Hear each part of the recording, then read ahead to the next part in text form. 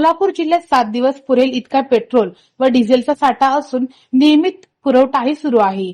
त्यामुळे नागरिकांनी कोणत्याही अफवांवर विश्वास ठेवू नये आणि काळजी करू नये असे आवाहन जिल्हाधिकारी एस कार्तिकेयन यांनी केले आहे।